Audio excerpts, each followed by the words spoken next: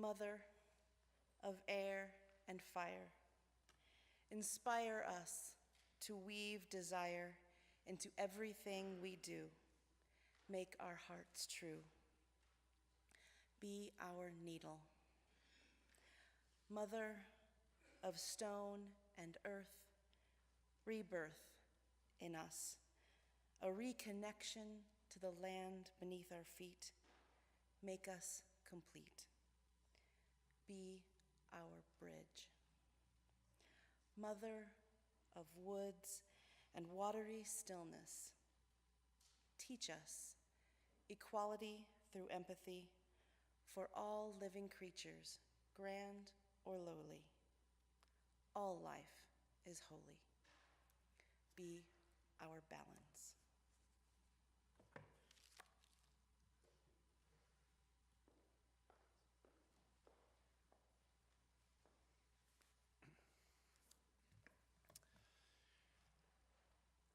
Rather than a sermon today, I've decided to share some wisdom from around the world about the world. I'm going to tell you 3 earth tales that come from different cultures. But what they have in common is that they all have important things to tell us about our relationship with the earth.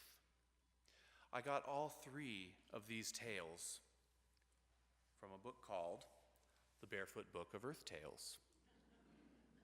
It's by Don Casey and Ann Wilson, and it's a fantastic book, great stories, and the pictures are really nice as well. So, the first earth tale that I'm going to share is from Australia, and it's called The Sun Mother. Now, this is an origin story, which means that it's about the beginnings of the world. Long, long ago, in the time before time, there was darkness and silence. The earth was asleep. Under the surface of the land, all the forms of life lay sleeping.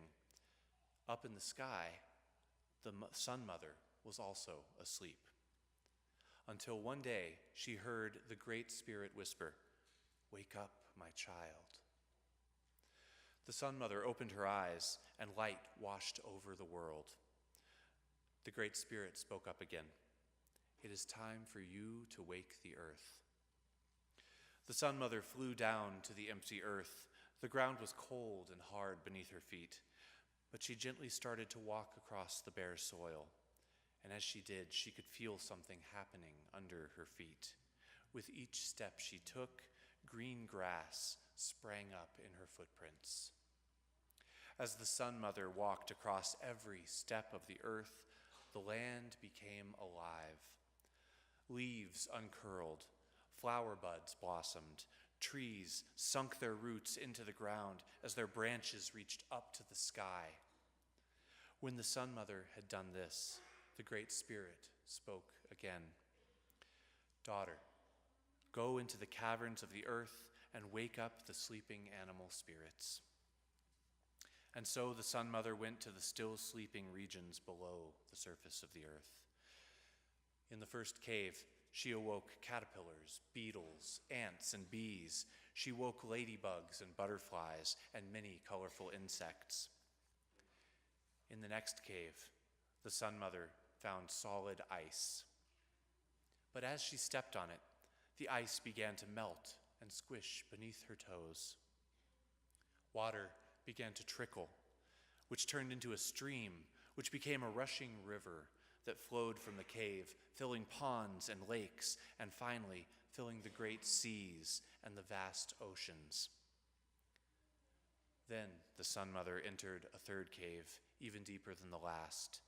She shone lovingly and woke up the birds and the animals. A parade of paws, claws, and wings, feathers, fur, and scales.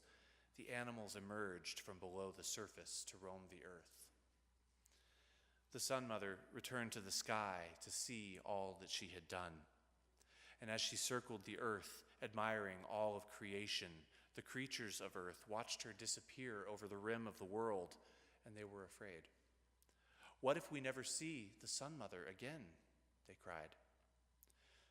But as the Sun Mother continued her journey across the wide arc of the sky, she came back upon the creatures, approaching them from the east.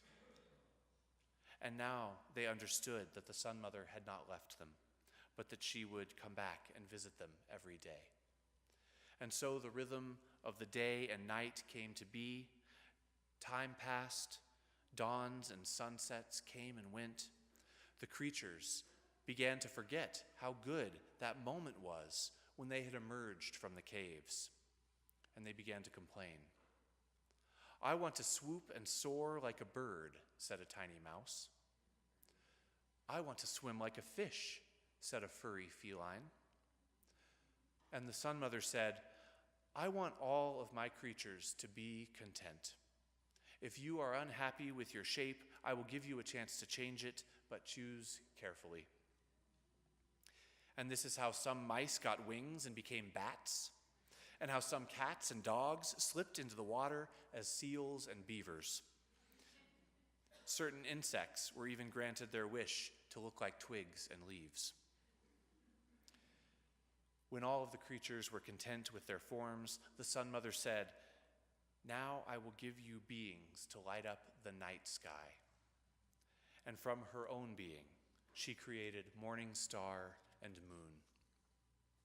From their sky home, morning star and moon looked down at the earth, where the birds were building their nests and all the happy creatures were living and loving with their companions and their young. Morning star and moon wanted the same kind of love that Mother Sun had made for all the creatures, and so they descended to earth to have children of their own, and they created the first human beings. And when Mother Sun saw the humans that morning star and moon had created, she said, "Welcome. You belong to this place. All around you are your family. The land and the waters, the plants and the animals, you are all part of the same spirit. The earth is alive. The earth is sacred. Care for creation. Look after the land for your ancestors and for your children and for your children's children." And the vibrant world danced with life. Creatures of every color and kind swam, flew, crawled, slithered, and ran through the forests, the mountains, the oceans, and the sky. And people tried their best to care for creation. It was a beautiful world, and it still is. I want to pause for a moment to reflect on that story.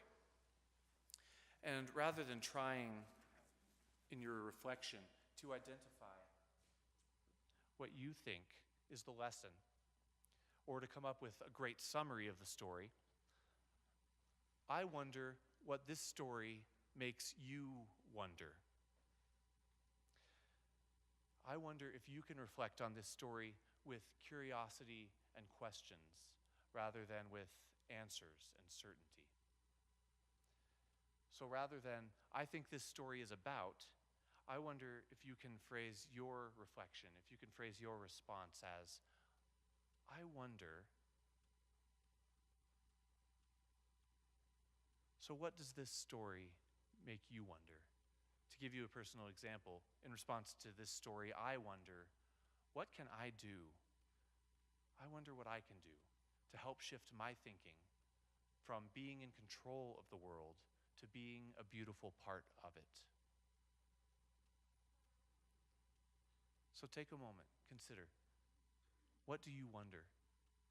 And I'm going to ask if there's one brave soul who might be able to share that question that's coming to mind. What do you wonder?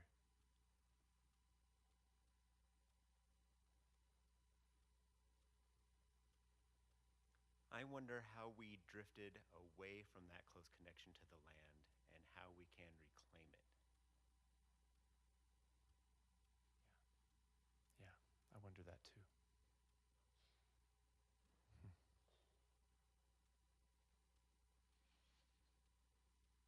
I invite you to continue reflecting wondering what you're going to wonder in response to that story as we listen to some music.